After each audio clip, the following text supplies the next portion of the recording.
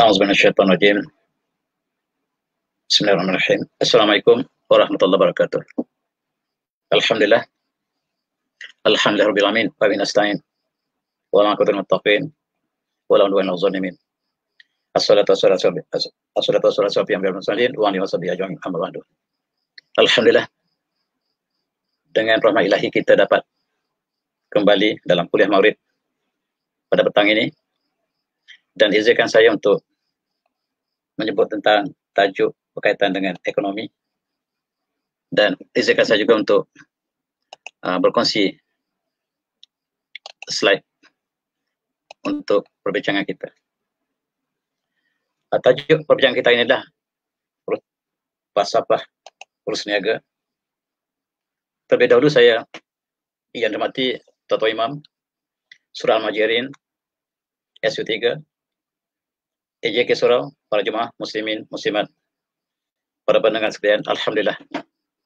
Alhamdulillah, tajuk pada petang ini ialah berkaitan dengan ekonomi Islam, dan kita bandingkan bagaimanakah kedudukan ekonomi Islam berbanding dengan ekonomi moden hari ini, khususnya kapitalis, untuk kita ambil intibat dalam kuliah kita yang singkat ini.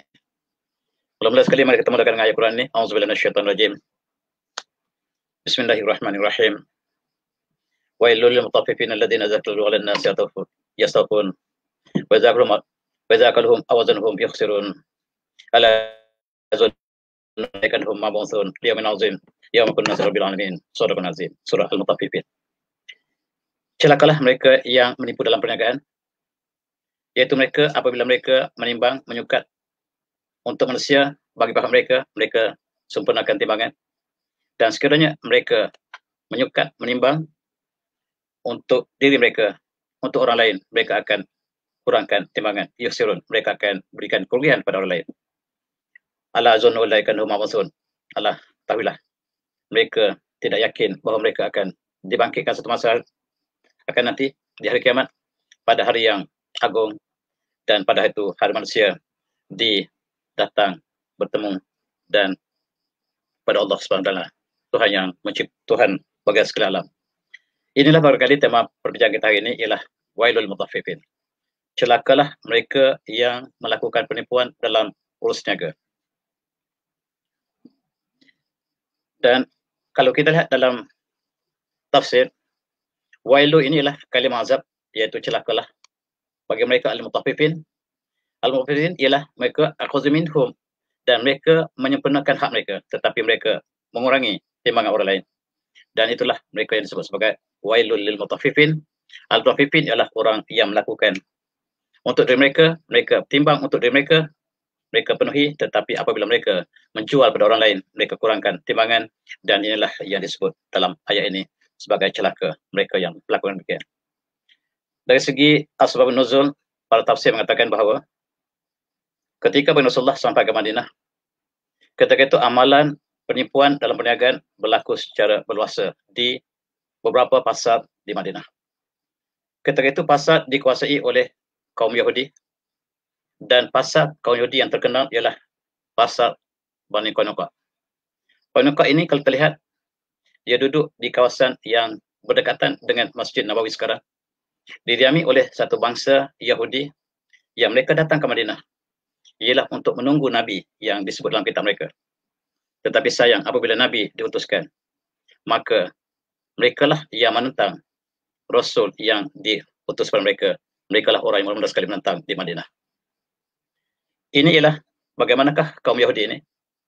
Mereka melakukan riba yang tinggi, melakukan penipuan dalam urus niaga, dan ketika itulah Rasulullah sampai ke Madinah, dan mereka mempunyai kuasa ekonomi yang besar di kota Madinah yang bernama, ketika itu bernama kota Yasrib. Inilah Bani Qainuqa. Mereka ada satu peristiwa sebelum mereka dihalau oleh Rasulullah daripada Madinah. Mereka ketika seorang muslimat datang ke pasar mereka, mereka persenda-sendakan wanita tersebut, dan mereka memijak tudung yang dipakai oleh muslimat tersebut sehingga terbukalah aurat bagi muslimat tersebut. Peristiwa ini menyebabkan seorang pemuda Islam yang ada bersama dalam peristiwa tersebut membunuh Yahudi yang melakukannya.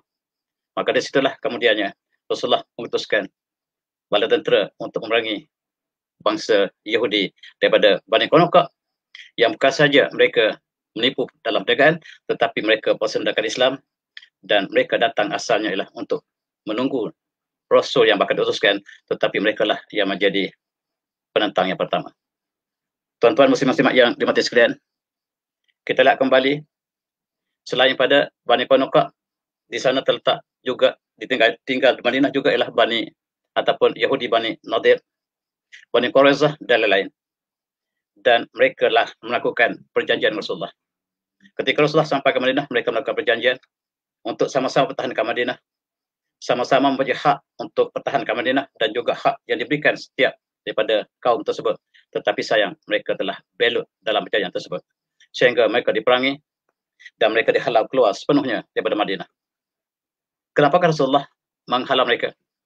Ini satu sejarah yang cukup malang bagi mereka, sebab mereka telah berkali-kali menceroboh perjanjian yang dilakukan bersama mereka. Selain pada mereka persendakan Islam, lalu mereka mencari tempat yang sesuai untuk mereka.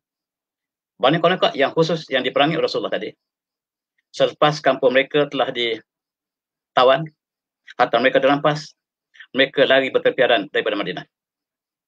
Tempat pertama yang mereka tumpu ialah di kawasan utara Syria, kawasan Syria, sebab ketika itu Syria, Syam, di bawah pengaruh Kristian Byzantine, di bawah Konstantinopel, dan di situlah mereka selamat. Akan tetapi apabila Islam sampai membuka Syam, maka mereka lari ke arah tempat yang lebih jauh. Mereka sampai ke Konstantinopel. Mereka berada dalam kerajaan Osmaniyah, dan tuan-tuan, Osmaniyah memberikan tempat yang istimewa kepada seluruh penduduknya, termasuk Yahudi. Dan mereka lah yang kemudiannya menjatuhkan kerajaan Osmaniyah. Selain pada Yahudi yang datang daripada Spanyol yang telah dikalahkan, apabila tentera Islam dikalahkan di Andalusia, maka umat Islam dibunuh, termasuk orang Yahudi.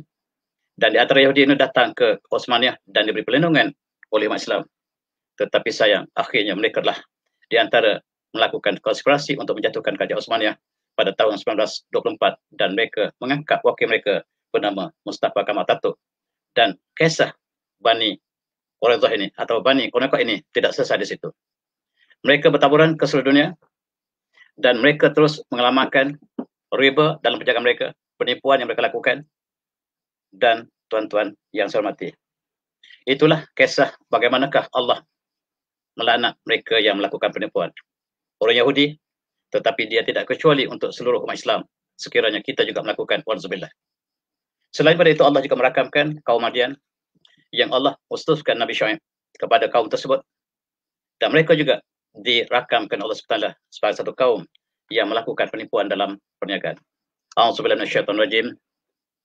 Wa ila Madian akhum Syuaiba qala ya qaumi ibudullaha ma lakum min ilahin ghairuh qad ja'atkum ayatun min rabbikum fa aqulu kailal mizan wa la taqsun nasa syawm wa la tusiru bil ardi ba'da islahiha dzalikum falakum in kuntum mu'minin. Surah An-Nazm, surah Al-A'raf. Kepada kaum Madian diutus saudara mereka Syuaib, dan Nabi Syuaib berkata, wahai kaumku, sembahlah Allah dan janganlah tiada Tuhan selain Allah, dan telah datanglah keterangan pada kamu daripada Tuhan kamu. Sempurnalah timbangan dan sukatan. Jangan kamu lakukan penipuan dalam perniagaan, jangan kurangkan hak manusia sesedikit pun, dan jangan kamu lakukan keburukan di atas muka bumi selepas kamu melakukan kebaikannya. Itulah lebih baik pada kamu sekiranya kamu beriman. Sejarah berulang perkara yang sama. Kaum Madian yang menduduki kawasan utara semenanjung Arab, mereka lah satu kaum yang bertamadun, diutuskan Nabi Syuaib, dan mereka telah melakukan kemusnahan di atas muka bumi. Mereka menentang Islam, mendustakan Nabi Syuaib, dan lebih parah, mereka melakukan penipuan dalam perniagaan. Sifat yang dipunyai oleh Bani Qainuqa, Bani Quraizah, Bani Nadir telah berlaku lebih awal daripada itu kepada kaum Syuaib ataupun disebut pada kaum Madian, dan mereka melakukan kesalahan yang sama. Apakah akibatnya? Allah musnahkan mereka bersama dengan kerosakan yang mereka lakukan atas muka bumi, menentang kebenaran dan melakukan perniagaan atau penipuan dalam perniagaan. Dan hari ini kita masih lihat kesan di manakah tempat kawasan Nabi Syuaib diutuskan. Dan kubur atau makam Nabi Syuaib masih boleh dilawati sampai sekarang. Mereka ada berada di satu lembah yang sekarang berhampiran dengan Oman. Tidak berapa jauh dengan Oman. Sebelum sampai ke Oman daripada Madinah, disitulah kaum tempat diutuskan. Kaum yang ditinggalnya kaum Madian yang diutuskan Nabi Syuaib alaihissalam, dan mereka dimusnahkan. Hari ini kita lihat tempat yang tersebut, di sinilah kubur Nabi Syuaib masih terpelihara di sana, dan kawasan sekitarnya lah kawasan yang cukup indah. Ada lembah, ada sedikit tumbuh-tumbuhan yang timbul di situ, dan tetapi apabila kaum itu telah musnahkan Allah, maka mereka dimusnahkan. Di antara kesalahan mereka ialah mereka melakukan penipuan dalam perniagaan. Mari kita ambil iktibar tentang perkara yang sangat penting ini. Kita lihat hari ini dalam fikih Islam ada satu bab, satu robok yang khusus untuk perniagaan, yaitu bab muamalah. Dalam fikih Islam seluruhnya ada 4 robok yang utama. Pertama yang selalu kita belajar di masjid ataupun di surau ialah tentang ibadah. Yang kedua ialah muamalah yang sedang kita sebut sekarang. Munakahat ialah tentang urusan keluarga, dan bab jihad ialah bab yang terakhir yang sangat penting tetapi jarang dibincangkan dalam pengajian di masjid, sebab kita masih menumpukan dalam bab ibadah, tidak pernah habis-habis. Dan bilakah kita masuk dalam bab muamalah, bilakah kita masuk dalam munakahat, dan bilakah kita masuk dalam jihad dan pentadbiran, saksi dan sebagainya. Dan mari kita lihat sedikit dalam kitab utama kita, apakah yang dimaksudkan dengan muamalah. Syarat jual beli yang dinyatakan dalam kitab-kitab utama kita, dalam kitab-kitab fiqh utama kita, menceritakan bahawa di antara syarat ialah redha meredai antara pembeli dan penjual, dan berlakunya akad yang sempurna tentang barang yang ditentukan, dan barang yang diperniagakan itu haruslah yang harus diniagakan, bukan najis, bukan yang haram, dan mesti pemilik yang sempurna mengetahui ilmu ataupun mengetahui tentang harganya, dan dapat mengetahui dengan barang yang dibeli dengan sempurna, dan mereka dapat menghadirkan barang tersebut kepada pembelinya. Syarat-syarat ini ialah syarat-syarat untuk menjaga kepentingan antara pembeli dan penjual.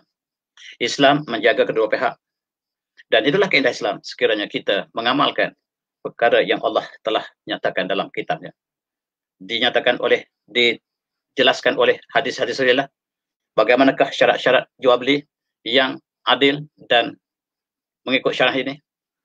Di antara perkara yang tidak boleh dilakukan ialah antara hadis ialah jangan kamu membeli atau menjual ikan yang tidak sempurna, yang masih dalam kolam, yang tidak tahu berapakah bilangannya, dan itulah satu perkara yang gharar, satu perkara yang tidak jelas, perkara yang boleh tertipu apabila kita membeli satu benda yang tidak jelas. Islam mesti jelas barangan yang dibeli. Di dalam air belum pasti. Begitu juga dalam kita membeli buah-buahan. Dalam hadis yang jelas mengatakan Rasulullah melarang daripada membeli buah-buahan yang di pokok yang belum disebutkan hatta yabdu salahuha, yang belum jelas buah itu dapat besar dan dapat sempurna masak, dan ketika itu tidak boleh kita membeli. Rasulullah melarang. Inilah untuk menjaga kepentingan di antara kedua pembeli dan penjual. Begitu cantik Islam menentukan cara hidup. Bahkan urus niaga dalam Islam ialah ibadah.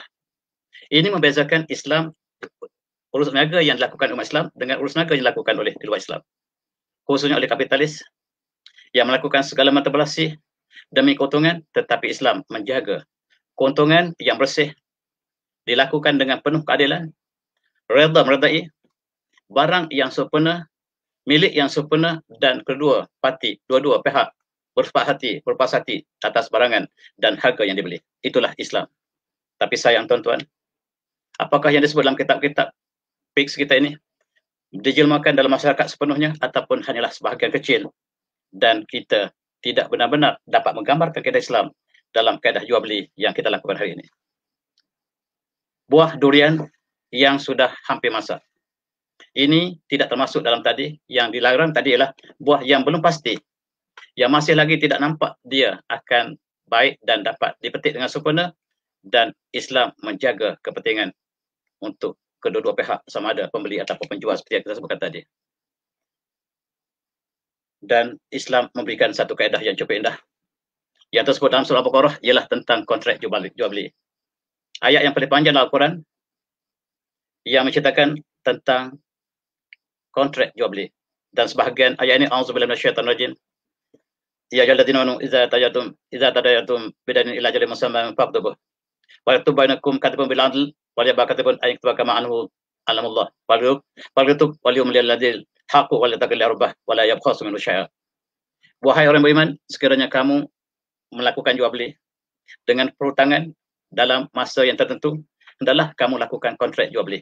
Tulislah, dan hendaklah kamu tulis di antara kamu, penulis yang menulis perjanjian tersebut, ditulisnya dengan adil, dan mereka yang menulis ini janganlah mereka enggan untuk melakukan kebaikan ini, sebagaimana Allah melakukan.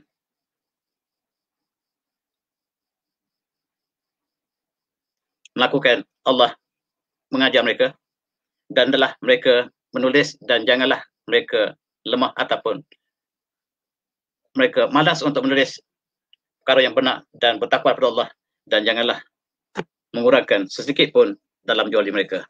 Itulah pesanan yang dilakukan dalam konteks ini sebagai umat Islam. Dan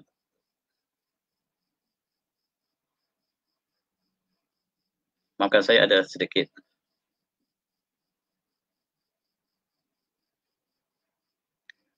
teknikal di sini. Harap-harap ini boleh berlaku balik, baik balik.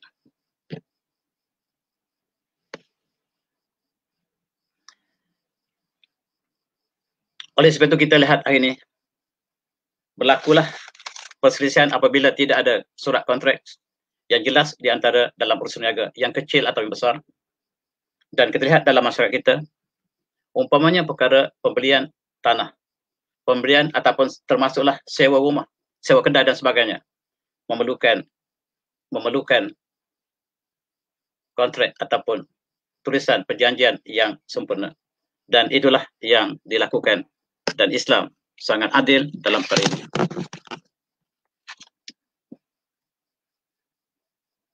Maaf saya ada sedikit gangguan dalam ini.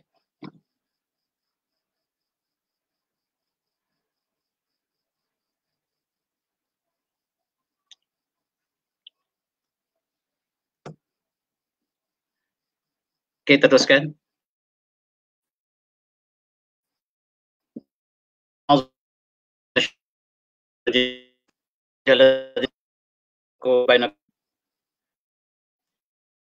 Wahai orang beriman, janganlah kamu makan, kamu jalan batil, kecuali dengan melakukannya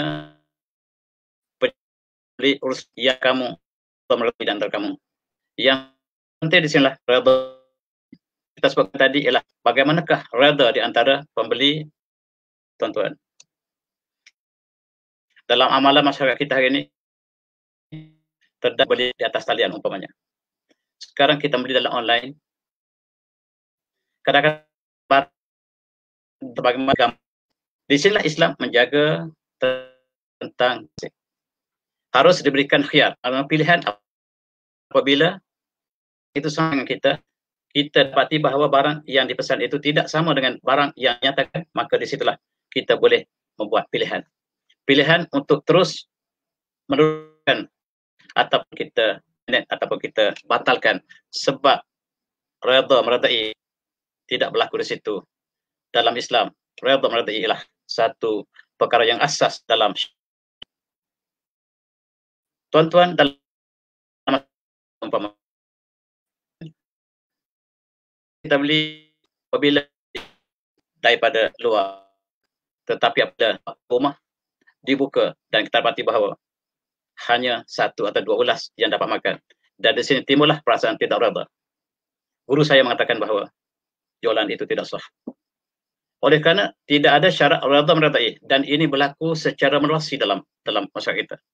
Saya cadangkan apabila kita beli buah durian, belilah dalam benda yang telah dibuka, yang telah dimasukkan dalam paket, dan kita dapat lihat dengan sempurna supaya timbul tidak berlaku antaku natijan antardim minkum, supaya berlaku perkara sesi redha. Bila kita redha, bawa balik durian ke rumah kita, buka dan kita tak redha,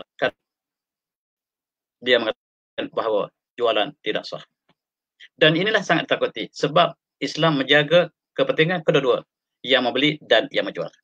Dalam konteks ini, hak pembeli telah dinafikan, sebab buah yang beli dalam kulit ini masih belum pasti buah yang baik. Tuan-tuan, Kita juga bukan saja beli yang biasa, tetapi kadang-kadang untuk pergi umrah. Juga berlaku ada package yang sebahagian package kecil yang melakukan penipuan seperti dalam gambar ini ataupun dalam berita ini. Pada tahun yang 2 tahun lepas, 1,200 mangsa package umrah yang melibatkan 4.8 juta melakukan penipuan, sama ada yang sengaja melakukan penipuan ataupun di luar kawalan mereka. Tetapi di sini kita lihat bagaimanakah perkara yang seperti ini berlaku dalam masyarakat kita secara terbuka. Dan kita lihat juga sejarah tentang penipuan dalam umrah. Dan ini sebahagian saja, bukan semua package. Sebahagian yang telah disenarai hitamkan, senarai statistik yang melakukan penipuan dalam umrah dan ziarah. Sebagaimana tuan-tuan lihat dalam gambar ini, menunjukkan bahawa dia benar-benar berlaku hatta dalam konteks untuk menunaikan ibadah. Kalaulah dalam konteks kita untuk menunaikan ibadah masih berlaku perkara ini, apakah yang menghalang untuk melakukan perkara yang lain? Dan inilah Islam menjaga, sebab urus niaga ialah sebahagian daripada ibadah Islam. Dan kita tidak sama dengan orang lain yang tidak beriman. Mereka boleh lakukan apa sahaja, tetapi Islam disempadankan oleh syariah yang kita harus patuh. Dan itulah keindahan Islam, sekiranya kita jelmakan Islam sepenuhnya ke dalam masyarakat.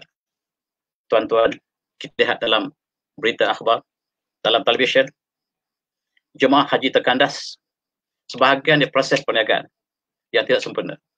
Sama ada berlaku penipuan ataupun berlaku kecuaian. Dan inilah Islam mengambil berat tentang kontrak yang seperti yang kita lihat. Dalam satu hadis yang diriwayatkan oleh Abu Hurairah, pada satu hari Rasulullah melawat pasar Islam dan terdapat jualan buah-buahan di pasar tersebut. Ada seorang penjual yang menjual buah tamar yang di atasnya cantik tetapi di bawahnya tidak cantik. Rasulullah masuk jari dia ke dalam, longgokkan buah tamar tadi, dan dapati bahawa yang atas cantik tetapi di bawahnya basah, tidak cantik. Lalu Rasulullah bertanya, "Mahza ya sultan? Kenapa kamu melakukan ini, wahai penjual?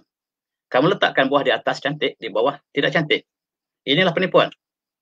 Maka jawab penjual, "Asabtuhu as-sama' ya Rasulullah." Buah yang Rasulullah kata tadi, bawah tadi, basah tadi, ialah sebab ditempa hujan malam tadi. Maksudnya dia meletakkan yang baik di atas, yang kering di atas, tetapi yang basah di bawah. Dan kata Rasulullah, apakah kamu lakukan ini supaya manusia nampak buahan kamu baik? Man wasya falaysa minni. Siapa yang menipu bukan daripada kalangan kami. Siapa yang menipu bukan daripada kalanganku, kata Rasulullah. Kalau bukan daripada kalangan Rasulullah, daripada kalangan siapa? Inilah yang dilakukan dalam masyarakat. Penipuan, man wasya falaysa minni. Siapa yang memperindahkan barangan jualannya, sebahagiannya tidak cantik tapi diperlihatkan yang cantik, maka itu penipuan.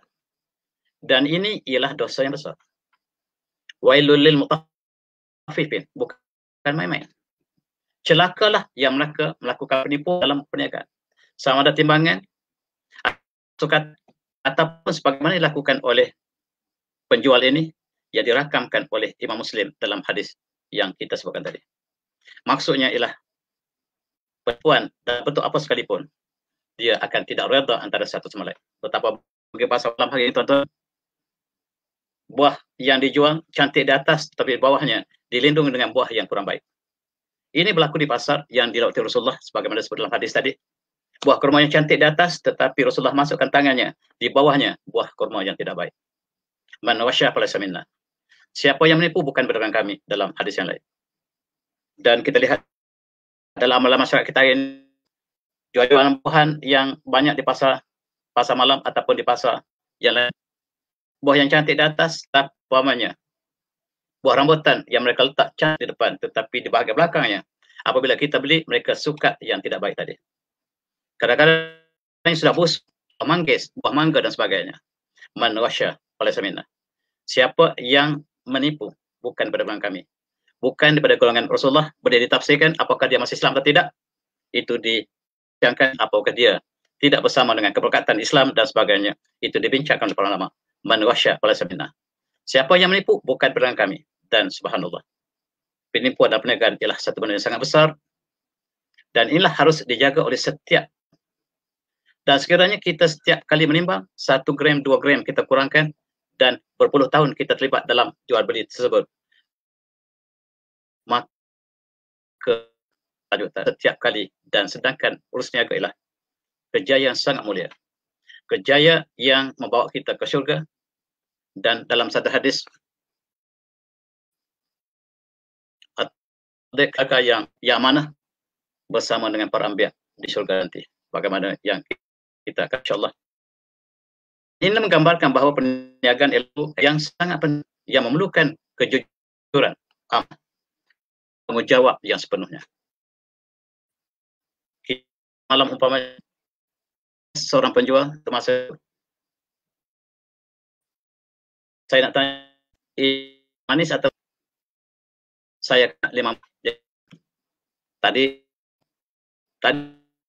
kata manis dan itu kita. Memang saya nak cari masam.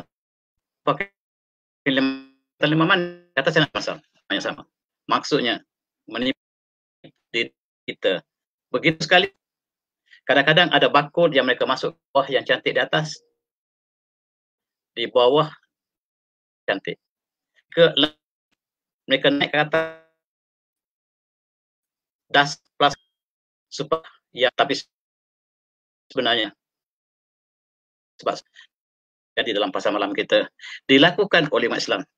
Sedangkan inilah wailul lil mutaffifin, inilah celakalah mereka yang terlibat dengan penipuan yang berlaku seperti mana mengurangkan timbangan ataupun sukatan dan harta dan harga dan sebagainya.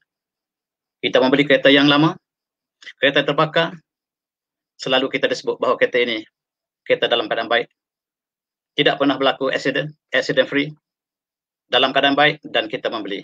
Dan kita tahu lepas 3 hari kita beli, kita tahu bahawa semuanya adalah kondem.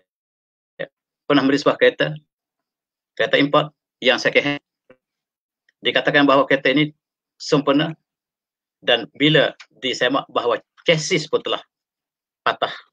Dan ini menggambarkan bahawa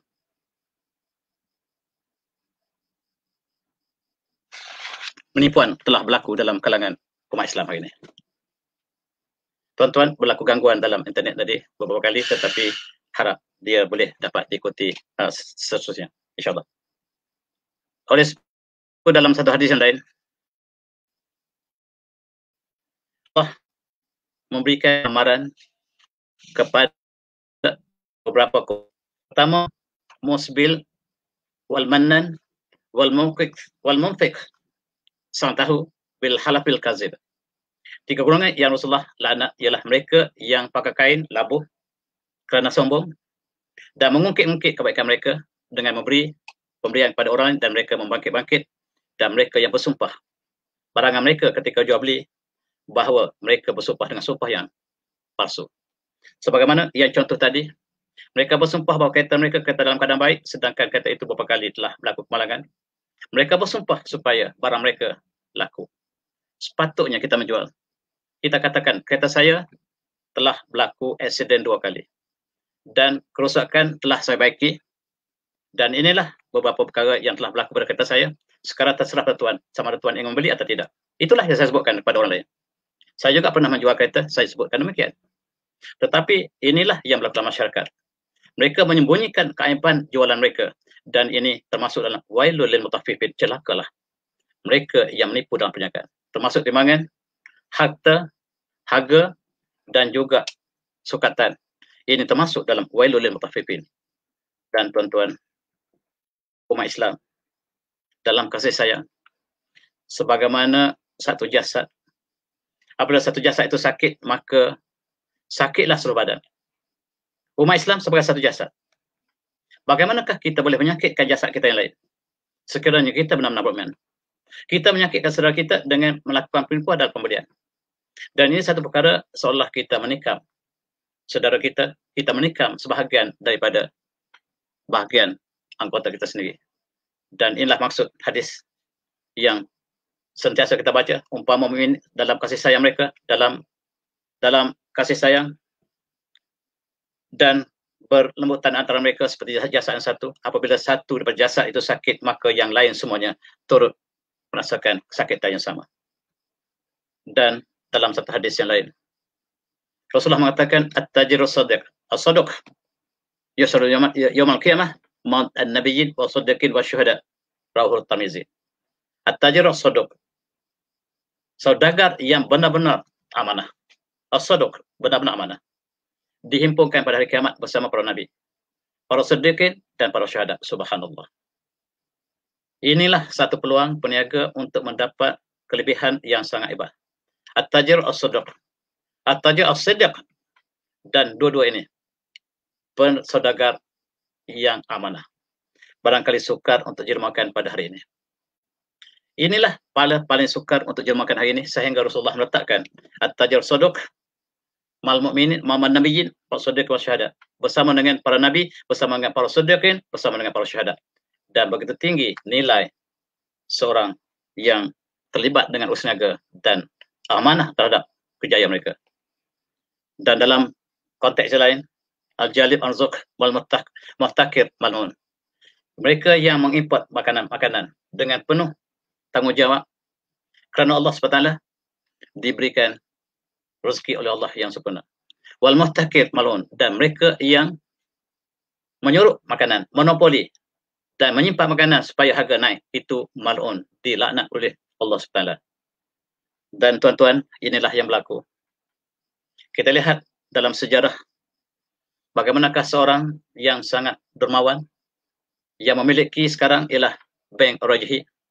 Asalnya dia sangat miskin, tinggal di dalam hutan, dalam padang pasir yang tandus. Dia menggunakan segala unta yang ada untuk bawa makanan ke kampung dia.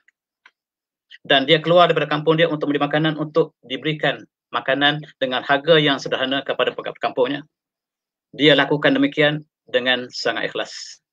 Barangkali inilah termasuk di dalam yang disebut tadi dalam ungkapan al-jalib marzuq.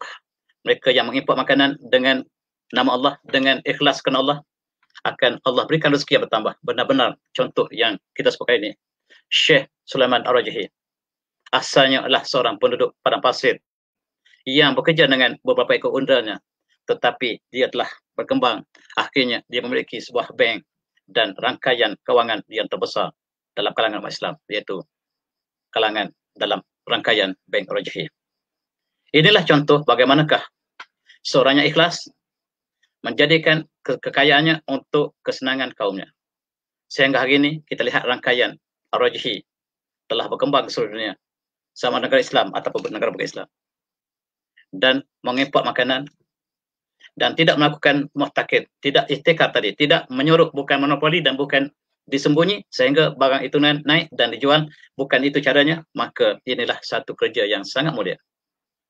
Melakukan jual beli di atas kaedah muamalah Islam dialah satu perkara yang sangat indah, termasuklah dari udara, lautan dan sebagainya. Dan tuan-tuan yang terlibat dengan perniagaan ini, lakukanlah dengan penuh amanah. Dan inilah tiket untuk bersama dengan para anbiya, para syuhada, para siddiqin di akhirat nanti. Dan inilah yang sukar untuk terjemahkan dalam zaman moden ini. Bebaskan kita daripada interest, daripada riba yang Allah haramkan. Bebaskan kita daripada gharar, daripada perkara yang menipu, sumpah yang menipu, barangan yang halal, komoditi yang baik, dan untuk masyarakat. Dan inilah yang sangat dipuji dalam Islam. Tetapi apakah ini sentiasa berlaku? Apakah kita lihat dalam masyarakat kita dalam bulan PAS kita dibongkarkan dengan aktiviti import daging yang tidak halal, dan sekarang kita terlibat sama dengan perkara yang sama. Apabila syarikat pengimport yang besar ini mengimport daging yang status halalnya dipertikaikan, maka dia melibatkan seluruh umat Islam. Dan inilah yang disebut sebagai yang melakukan dengan at-tajir sadiq. At-tajir sadiq, mereka yang melakukan dengan amanah untuk umat Islam, melakukan sebab urus niaga adalah sebahagian daripada ibadah untuk umat Islam, maka kita mendapat kebaikan. Tetapi sebaliknya, sekiranya kita terlibat dengan wailul lil mutaffifin, melakukan penipuan, sama ada dalam timbangan, sama ada dalam sukatan, sama ada daripada ain ataupun daripada komoditi yang kita import itu sendiri, yang tidak bersamaan dengan apa yang dikehendaki oleh masyarakat, melakukan penipuan di situ, maka kita bimbang termasuk dalam wailul lil mutaffifin. Kita lihat bagaimana rangkaian mereka, bukan rangkaian yang kecil, sebagaimana import daging yang di status halal ini dipertikaikan. Mereka punya modus operandi yang sangat besar, mengimport berbagai-bagai daripada berbagai-bagai penjuru dunia, membawa hewan yang hewan ini statusnya dipertikaikan. Kita serahkan kepada mereka yang terlibat, yang berkuasa untuk menentukannya. Tuan-tuan, ihtikar, la yahtakir illa khati. Orang yang melakukan ihtikar ni apa yang kita nak terjemah, tuan-tuan? Barangkali sorok, anti sorok, monopoli, ataupun melakukan pelonggokkan barang, menunggu harga yang mahal, barulah dia jual. Itu dipanggil ihtikar. Dan itu dilaknat dalam Islam. Illa khati, dan tidak melakukan la yahtakir illa khati, dan tidak melakukan ihtikar ini kecuali orang itu melakukan kesalahan dan segi agama kita. Ihtikar ialah menahan makanan ataupun komoditi supaya harganya naik dan manusia perlukan padanya barang tersebut, lalu dijual dengan harga yang mahal, maka orang itu berdosa. Dan inilah yang dijaga oleh Islam, ialah bagaimanakah akhlak kita di dalam jual beli. Cukup indah untuk diterjemahkan dalam masyarakat, tetapi yang berlaku ialah sebaliknya. Dan hari ini kita tuan lihat, ada pekedai yang menyimpan beras dalam gudang, menunggu tahun baru datang supaya harga naik dan mereka mula jual. Komoditi yang lama, barang yang lama, tetapi mereka jual dengan harga baru. Ini berlaku di mana-mana. Kita lihat, polis lakukan rapasan di mana-mana saja. Menunjukkan bahawa masyarakat kita masih belum punya sifat amanah sebagaimana yang kita sebutkan dalam kuliah kita ini. Dan untuk menjadi amanah, tuan-tuan, perlu ada keimanan. Keimanan yang mantap. Muslim, semata-mata Muslim barangkali tidak kuat untuk menjaga perkara ini. Kita perlukan keimanan yang bertunjang dalam dada kita. Yang kita lakukan ialah kerana agama kita. Kita lakukan kerana dia sebahagian ibadat. Ibadat umum kita kepada masyarakat, selain ibadat khusus kita, dan yang terbaik dengan kita ialah yang paling banyak manfaat pada masyarakat. Bukan menyusahkan masyarakat, bukan merosakkan masyarakat dengan lambungan harga dengan cara kita ihtikar. Kadang-kadang ada supermarket, ketika hujung tahun mereka mengatakan potongan 50%.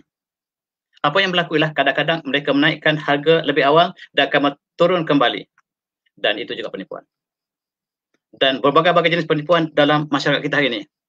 Kalau kita bandingkan dengan amalan, dengan hadis Rasulullah, dengan akhlak Islamiah yang berkaitan dengan jual beli, maka kita boleh lihat di manakah kita berada hari ini. Dan tuan-tuan, kita lihat harga minyak kita turun, dan turun. Sedangkan komoditi minyak ini ialah komoditi yang terhad. Kawan saya yang terlibat dengan geologi mengatakan kita sudah sedut minyak ini bertahun-tahun, menyebabkan gisim bumi telah berkurang.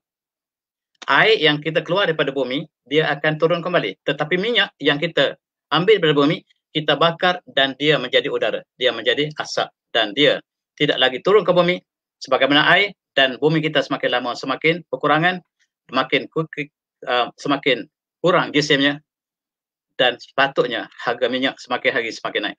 Tetapi yang berlaku ialah kadang-kadang semakin turun, dan turun. Perkara ini tidak boleh berlaku sekiranya kita amanah. Sebab komoditi minyak ini dia tidak bertambah, tetapi semakin berkurang, tentulah keperluan kita kepada minyak ini sangat tinggi, dan ini disebabkan oleh ihtikar monopoli. Di sinilah disebabkan negara maju membeli dengan banyak dan mereka menyimpan stok tersebut dan mereka jual apabila ada masa untuk dengan harga yang lebih tinggi. Dan kita negara pengeluar antaranya ialah negara umat Islam. Antara pengeluar ialah negara umat Islam. Pasar monopoli. Keyword ialah monopoli. Yang Rasulullah sebut tadi ialah monopoli. Ihtikar itu ialah siapa yang melakukan ihtikar, dia melakukan kesalahan dalam agama. Dia berdosa.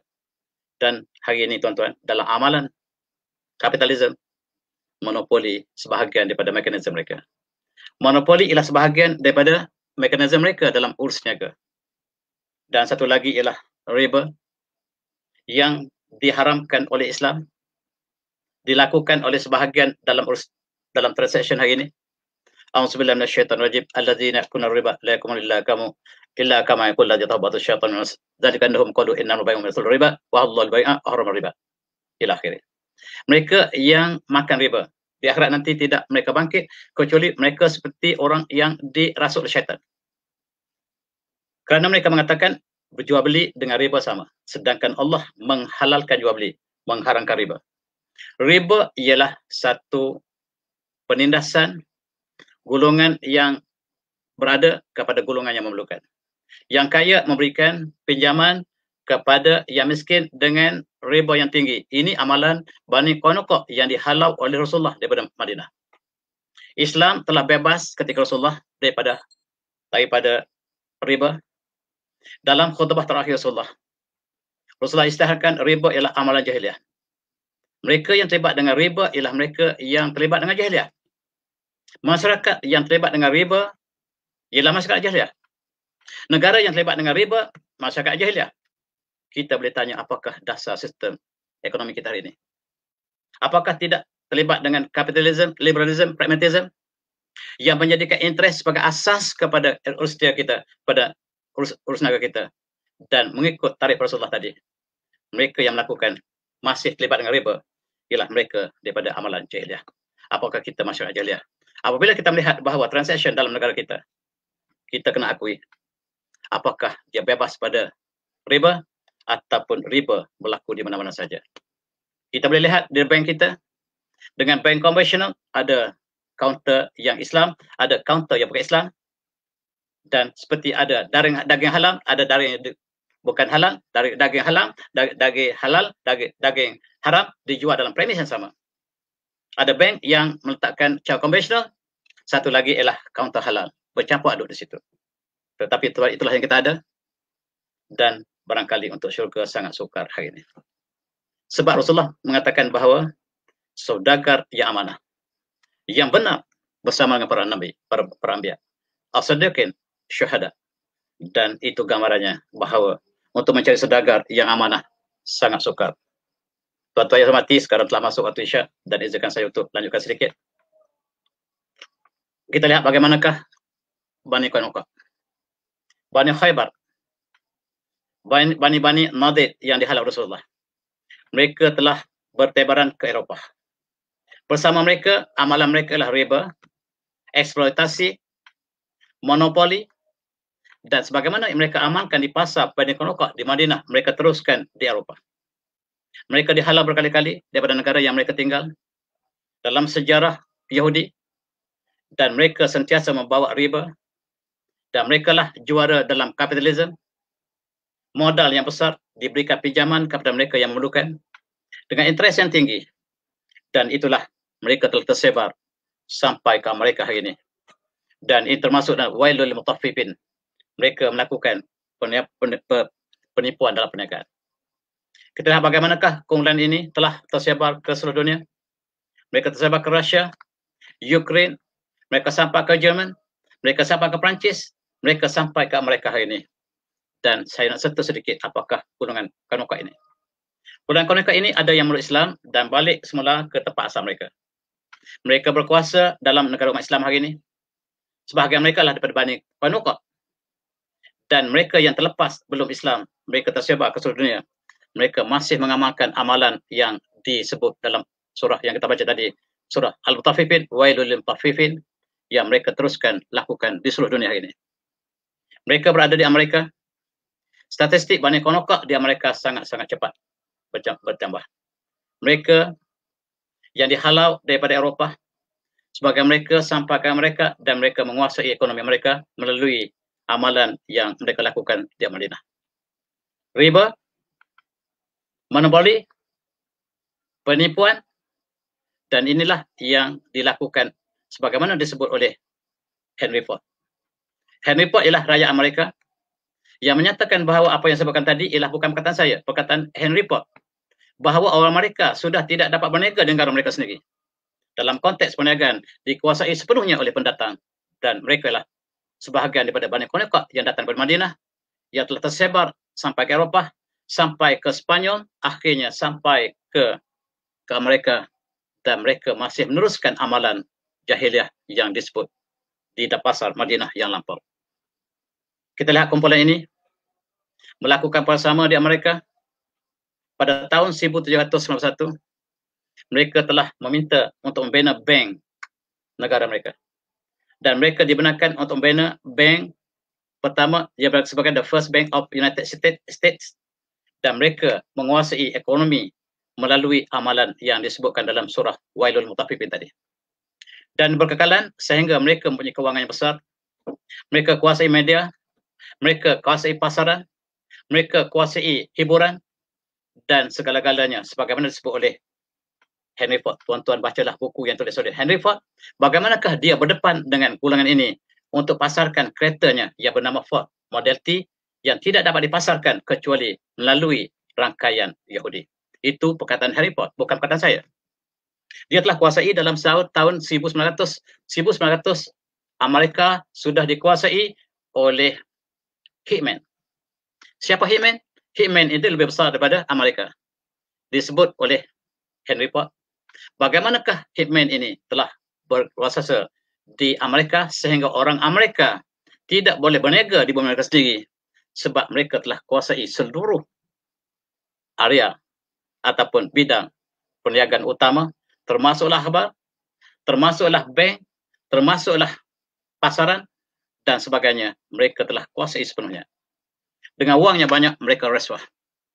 Rasuah diamalkan untuk menghancurkan kerajaan Osmaniyah sebagaimana kita sebut dalam kuliah kita lepas. Mereka ada wang yang banyak, mereka rasuah kerajaan Britain supaya isytiharkan perang dunia pertama. Tujuannya supaya Turki Osmaniyah dihancurkan dalam perang pertama. Wang menjadi sebab jatuhnya, antara sebab jatuhnya kerajaan besar, kerajaan Islam Osmaniyah, dan dia bermula pada bank yang dibina oleh kumpulan ini. Tuan-tuan yang saya hormati, monopoli yang mereka lakukan di Amerika cukup besar. Sehingga mereka kuasai dalam bidang-bidang yang berbagai. Saya tidak sempat untuk istiarahkan. Tuan-tuan yang terlibat dengan ekonomi lebih faham dari saya. Dan inilah yang menyebabkan Ford, Henry Ford, yang mencipta kereta Ford.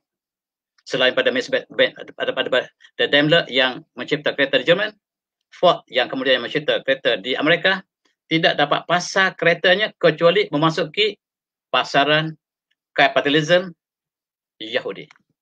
Dan dia kata, Jews have always controlled the business. Semua bisnes di Amerika telah habis dikontrol oleh Yahudi. Kata Henry Ford. Tuan-tuan baca balik Henry Ford and the Jews. Tuan-tuan lihat, baca buku-buku yang tulis oleh Henry Ford. Saya baca masa muda-muda dulu.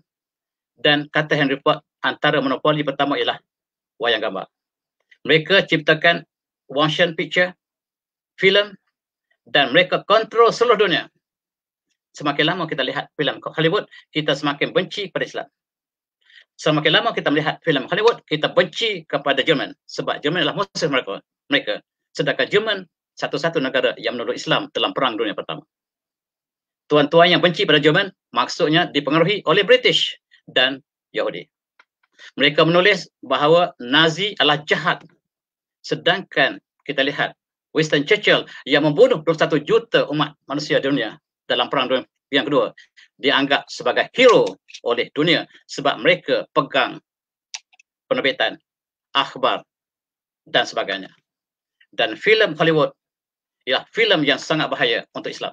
Tuan-tuan, ini disebut oleh Henry Ford. Mereka telah kuasa seluruhnya, kuasa di Amerika. Dan mereka menggunakan interest yang tinggi.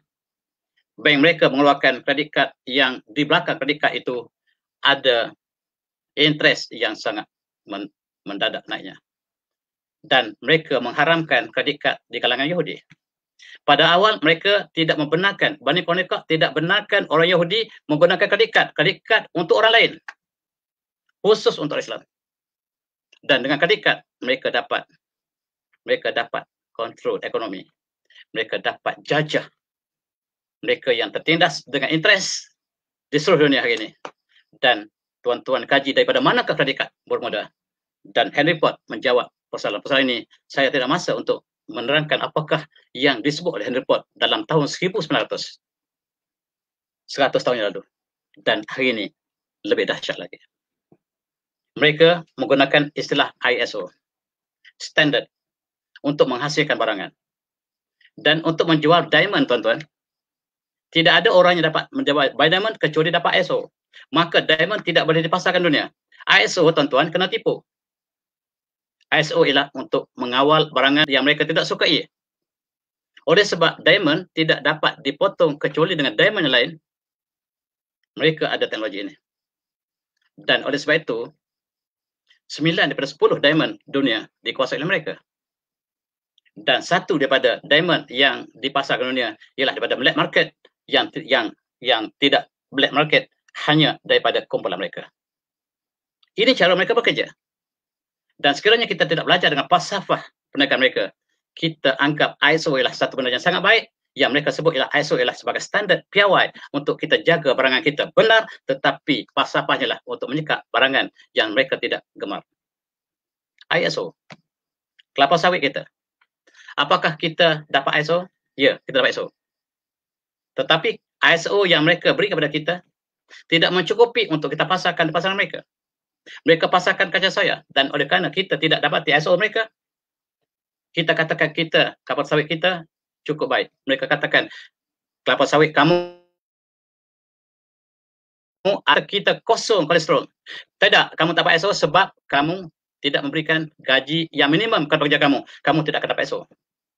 Dan mereka dapat sekat barangan kita untuk dijual pada mereka sekiranya mereka tidak kendaki, dan mereka menggunakan kuasa ini ialah kuasa penjajahan dalam bentuk baru. Dan kita terikut mereka sebab kita tidak berfikir apa yang mereka lakukan. Kita lakukan bahawa sirip bagus untuk negara kita, tetapi apabila kita terlibat dengan ISO antarabangsa, di situ ada falsafah, di situ ada sebalik falsafah, ada falsafah yang kita tidak fahami, kecuali kitalah mereka yang terlibat dengan falsafah. Tuan-tuan yang saya hormati, mereka juga menggunakan Thomson Reuters untuk mengikat para akademik kita dunia, dan mereka menggunakan jurnal-jurnal yang mereka taja. Siapa yang ingin menulis harus menulis dalam rancangan dalam Chiltern Thomson Reuters. Tuan-tuan, siapa Reuters? Reuters ialah Bani Quraidah yang dihalak Rasulullah dulu. Bani Quraidah yang telah hapus fokus. Bani Nadir yang telah muncul kembali yang memegang Thomson Reuters ini. Setiap pensyarah dunia harus menulis dalam Scopus. Scopus ialah kumpulan mereka yang tentukan. Dan cukup malang pensyarah kita. Dan apabila mereka ranking ke universiti, mereka menggunakan rangkaian Thomson Reuters dan mereka mengeluarkan berbagai-bagai sijil mereka cipta untuk jam mereka. Kita ada cipta, kita pergi pamerkan di Geneva rangkaian mereka. Dulu mereka hantar spy untuk mencari teknologi kita. Sekarang mereka tidak perlu spy. Kita yang hantar teknologi mereka, kita kepada mereka untuk mereka nilai. Kita hantar satu rangkaian yang baru kita dapat emas. Jepun tidak hantar, Rusia tidak hantar, Amerika tidak hantar, yang hantar Malaysia, Singapura, India. Dan mereka yang dapat sijil di Geneva terus dapat profesor bila balik ke Malaysia. Maafkan saya tuan-tuan. Itulah rancangan bagaimanakah mereka lakukan. Ranking universiti terpaksa melalui penerbitan yang dilakukan melalui rangkaian Thomson Reuters. Maafkan saya sekali lagi. Universiti terawal dunia, Universiti Korwan, apakah ada dalam rangkaian ini? Universiti Qahirah, Universiti Al-Azhar, apakah ada dalam rangkaian ini? Tuan-tuan, mari kita berfikir. Bagaimanakah seluruh dunia sekarang? Sebagaimana yang Henry Ford mengatakan, dulu ialah dari segi bisnes, ekonomi, pasaran, tidak dapat dipasarkan. Sekarang seluruhnya, termasuk akademik, kita dijaga oleh mereka. Mereka mengetahui segala teknologi yang kita ada sebab kita yang pamer kepada mereka setiap tahun di Geneva, tuan-tuan. Inilah disebut dalam buku lain, barangkali saya telah sebut buku ini. Ia tulis oleh rangkaian mereka yang menyebut Compassion of an Economic Human. Tuan-tuan baca sekali lagi buku ini. Buku ini buku lama, tahun 2005 yang pas. Yang telah lama saya baca. Tetapi masih relevan sampai sekarang. Permainan mereka masih kekal seperti itu. Dan kata penulis ini, John Perkins. Tuan-tuan lihat siapakah John Perkins. Dan dia mengatakan, saya sekarang ingin memberi patut dunia. Apakah yang dilakukan oleh Hitman? Siapakah Hitman? Ialah Bani Quraidah. Hitman yang menjaga mereka sekarang ialah Bani Quraidah yang dihalak Rasulullah daripada Madinah dulu. Bani Nadir, mereka sekarang telah membentuk satu rangkaian yang mereka sebut sebagai Hitman. Mereka dapat kawal harga dunia dan mereka kawal bank dunia. Cara modus operandi mereka ialah mereka datang untuk beri bantuan kepada negara yang miskin. Negara yang miskin perlukan kepada berbagai-bagai pembangunan, mereka tidak ada wang dan mereka tawarkan bantuan ini dan mereka terjajah, kata John Perkins dalam konteks moden disebut oleh Henry Ford dalam konteks yang silap. Negara yang mereka sasar ialah negara third world ataupun negara developing, negara membangun, termasuk negara kita. Mereka akan tawarkan segala-gala kemudahan. Mereka akan datangkan untuk menjaga, lihat bagaimanakah sistem air kita, kebersihan air kita dan sebagainya, yang tentu kita tidak punya wang untuk melakukannya. Mereka tawarkan bantuan. Mereka katakan WHO, mereka kata UNESCO, itu semua badan mereka. Bukan saya kata, tetapi penulis ini mengatakan UNESCO, WHO ialah badan kami. Namanya lah Hitman, tetapi tuan-tuan lihat dalam bentuk yang berbeza. Bank dunia adalah bank kami, bukan bank Amerika, kata John Perkins, bukan saya kata sebetulnya. Dan buku ini harus kita baca. Siapa yang menentang kami, dia akan mati. Dan disebut oleh John Perkins, yang kami bunuh ialah antara ialah Presiden Panama. Yang tidak ikut kami, mereka akan berakhir. Dan sekiranya ada orang yang terbunuh, pemimpin terbunuh di dunia, dan tidak tahu siapa yang bunuhnya, maka kami akan sebut konspirasi. Konspirasi akan hilang, ditelan oleh udara, dan akhirnya kita tidak tahu siapakah yang membunuhnya. Kami gunakan istilah konspirasi. Apabila kami lakukan, kami gunakan istilah konspirasi supaya dunia kabur sebenarnya siapakah yang melakukan. Kami berikan 10 kemungkinan orang yang melakukannya dan seorang pun tidak dapat tentukan siapa yang melakukan, dan itulah kerja kami, kata John Perkins. Tuan-tuan yang saya hormati, inilah perbezaannya ekonomi Islam dengan ekonomi bukan Islam. Datang ke negara yang membangun, mereka cuba beritahu bahawa air bersih yang tidak dipunyai negara tersebut, dari segi sanitation, health service, school dan lain-lain, pollution, mereka akan tawarkan bantuan. Mereka hantar beberapa kajian pilot mereka, dan akhirnya mereka tawarkan loan yang mudah, dan negara itu pun terjajah, kata dua-dua penulis tadi, iaitu Henry Ford dan juga John Perkins. Dan negara yang miskin, tuan-tuan, ditindas oleh negara yang maju. Negara miskin bukan dijajah secara kolonial seperti jajahan fizikal dulu, tetapi jajah dari segi ekonomi. Tuan lihat negara-negara miskin dunia, yang bernama Kongo, Mozambik, Uganda, Tajikistan, Yaman, Haiti, ialah contoh negara yang paling miskin dunia. Dan mereka ada punya bahan bumi, kalian bumi yang berharga, dan mereka dengan mudah dapat melalui ekonomi sebab mereka memerlukan bantuan daripada antarabangsa. Dan itulah dalam hadis Rasulullah menyebut perkara yang harus kita elaki, ada 7 perkara yang sangat-sangat merosakkan. Dan di antaranya ialah syirik pada Allah, sihir, membunuh, dan makan riba adalah antara perkara yang memusnahkan. 7 perkara al-mubiqat, perkara yang sangat-sangat bahaya. Dan Rasulullah sebut makan riba ialah satu daripada bala yang cukup besar. Dan sekarang kita tanya, apakah sistem ekonomi negara kita? Apakah sistem ekonomi negara kita? Dan kita harus jawab diam-diam, pegang dada kita lama-lama. Dan apakah kita masyarakat yang sudah kita sebut sebagai masyarakat Islam, atau masyarakat yang Rasulullah sebut sebagai masyarakat yang masih jahiliah? Predikat ialah simbol kapitalisme. Di sebalik predikat ialah interest yang tinggi. Walaupun sekarang sudah ada badan Islam yang keluarkannya, tetapi model falsafah yang asal ialah falsafah yang mereka jadikan di pasar Konepak di Madinah. Dan oleh sebab itu, siapa yang terlibat dengan predikat, tanpa hati-hati mereka terjajah. Diri mereka akan terjajah oleh mereka sendiri. Mereka yang menjajah diri mereka sendiri. Dan itulah tuan-tuan, mereka yang keluar daripada universiti, membeli rumah, membeli kereta selepas daripada mereka bergraduat daripada universiti, maka mereka diikat seluruh kewangan mereka dengan membayar rumah dengan interest, kereta dengan interest dan lain-lain, sehingga mereka tidak ada ruang lagi untuk berjuang dalam medan perjuangan umat Islam. Sebab mereka telah diikat dengan rumah dengan kereta, maka selesailah kerja mereka. Sepanjang hayat mereka membayar rumah dan kereta, dan itulah bagaimanakah ekonomi hari ini. Mari kita berfikir, tuan-tuan. Kita lihat seorang yang baru keluar universiti, membeli sebuah rumah dan beli sebuah kereta, dan cukup segala dirinya akan menjadi bekerja untuk 2 perkara tadi, tanpa boleh melihat kepada perkara lain dalam masyarakat, apatah lagi untuk membantu mereka yang memerlukan. Dan itulah bagaimanakah apabila sistem ekonomi kita telah dijajah dalam bentuk yang sama, sedangkan kita lah umat Islam harus kita mempunyai sistem yang berbeza. Supermarket, apabila ada supermarket, maka kedai runcit akan mati. Ini ialah bagaimanakah sifat kapitalisme. Dan tuan-tuan, falsafah mereka ialah konsortium. Konsortium menggabungkan seluruh perniagaan, digabungkan kapitalis modal yang besar, digabungkan syarikat yang besar, dan syarikat yang besar digabungkan dengan konsortium. Maka dia menjajah seluruh empire perniagaan.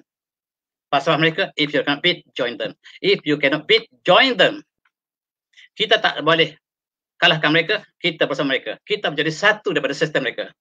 Dan itulah kebanyakan dunia lakukan hari ini. Kita menjadi sebahagian daripada sistem kapitalismenya. Sebab kita tidak boleh lawan mereka, maka kita ikut mereka. Dan apakah kita sebagai seorang Islam? Kita sekarang kolonialisme, bukan dari segi penjajahan tetapi dari segi ekonomi. Dan tuan-tuan lihat, mereka yang mengkaji tentang kapitalisme, mereka mengatakan kapitalisme ialah war and peace are business and nothing but business. Mereka ciptakan peperangan ialah untuk kekayaan. Mereka ciptakan keadilan, perdamaian ialah untuk keadilan. Mereka menjual senjata dan sebagainya. Mereka mengedarkan virus dalam komputer. Mereka yang menjual virus dan mereka yang menjual antivirus. Tuan-tuan, ini pekerjaan kapitalis. Mereka yang mengedarkan virus, mereka yang menjualkan antivirus. Tuan tahu siapakah yang jual, yang menghantarkan virus dalam komputer kita? Siapakah yang menjual antivirus? Itulah orang yang menyebarkan virus dalam komputer kita. Ini permainan kapitalisme yang disebut oleh Joe Perkins tadi. Kami akan create penyakit dan kami akan cari berikan ubat penawar mereka, dan itulah pekerjaan kami. Tuan-tuan, inilah yang menyebarkan dan mereka menjual antivirus umpamanya. Kadang-kadang kita disebarkan dengan virus umpamanya H1N1 dan mereka menjual antivirus. Barangkali saya pernah ceritakan bagaimanakah seorang pelajar saya ketika pelajar PhD saya yang sudah ada antivirus H1N1 ini, sedangkan H1N1 belum ada lagi. Dan dia beritahu bahawa negara kami telah ada setiap rumah sudah ada antivirus. Maksudnya mereka yang menyebarkan antivirus dan mereka menjualkan antivirus. Dan pelajar tadi beritahu kepada saya supaya beli antivirus ini sebab tahun depan virus yang menakutkan akan dirilis, dan rupa-rupanya ini permainan kapitalisme yang sebagaimana yang kita saksikan H1N1. Kalau ada penyakit, ada indeks, tuan-tuan, maka kita syak dia daripada makmal. Bukan datang daripada natural, tetapi dia adalah permainan makmal. Sebab bila durian D24, maksudnya dia datang daripada makmal mardi kita. Kalau durian kunyit datang dari kampung yang tidak ada makmal. Dan inilah untuk kita ambil iktibar dalam apa yang mereka lakukan dalam dunia kapitalisme hari ini. Tuan-tuan, dalam konteks yang sangat sedikit ini, saya sebut tentang isu ekonomi yang sangat merancang hari ini, memerlukan ekonomi, ahli ekonomi kita yang berjiwa takwa, membawa kembali negara kita ke arah ekonomi yang indah, sebagaimana indahnya Islam, supaya kita bersama-sama di dalam sistem ekonomi yang indah.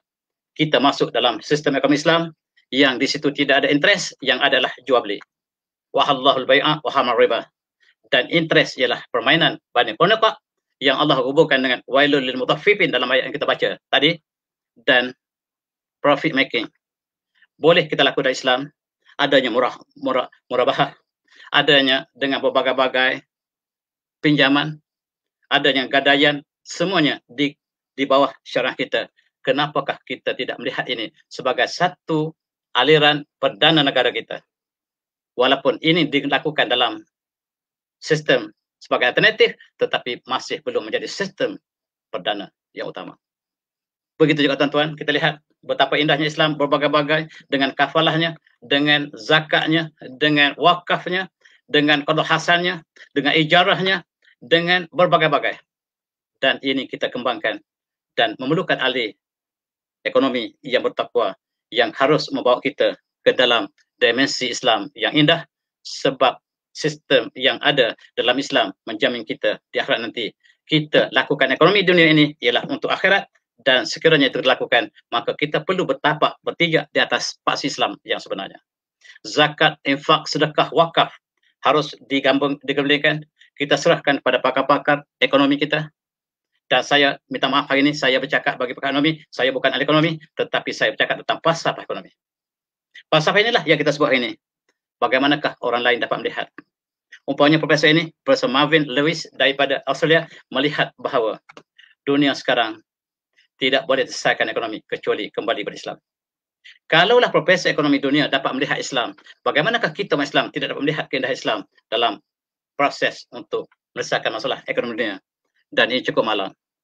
Dan kita lihat bagaimanakah Dr. Ian Weber, tokoh ekonomi Islam, yang tokoh ekonomi Britain yang memeluk Islam, sebab dia mengatakan bahawa tidak ada penyelesaian ekonomi dunia hari ini kecuali sistem Islam.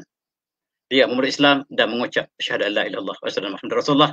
Satu contoh mereka yang murni melihat bagaimanakah penyelesaian ekonomi dunia hari ini terletak pada Islam. Dan ini dapat dilihat oleh orang bukan Islam yang kemudiannya memilih Islam sebagai jalan hidup. Alangkah malang sekiranya ekonomi kita yang terdidik dalam ekonomi konvensional tidak mendapat melihat keindahan Islam yang kita ada, sebab kita harus kembali kepada fik Islam kita. Kajilah setiap individu dalam negara kita. Harus kita kembali kepada 4 rubuk fik, harus kita kuasai tentang ibadah, tentang muamalah, tentang munakahat, dan tentang jihad. Dan jihad inilah jarang dibincang sebab kita sebenarnya berada dalam dunia sekularisme, kapitalisme, liberalisme, pragmatisme, sedangkan seluruh kehidupan kita, saya tutup dengan ayat ini. A'udzubillahi minasyaitonir rajim. Qul inna sholati wa nusuki wa mahyaya wa mamati lillahi rabbil alamin, la syarikalah, wa bidzalika umirtu ana awwalul muslimin. Dan sungguhnya salatku, segala ibadatku, segala hidupku, matiku ialah untuk Allah, Tuhan yang sekalian alam. Dan termasuklah ibadah, ekonomi, budaya, pendidikan, dan sebagainya harus kita berada dalam Islam yang sempurna. Dan itulah barangkali kesimpulan daripada ceramah saya yang panjang malam ini. Saya minta maaf sekali lagi dan saya tutup dengan wabillahi taufiq. Assalamualaikum warahmatullahi wabarakatuh. Dan saya minta maaf banyak sebab saya menyentuh banyak perkara pada malam ini. Dan itulah yang menjadi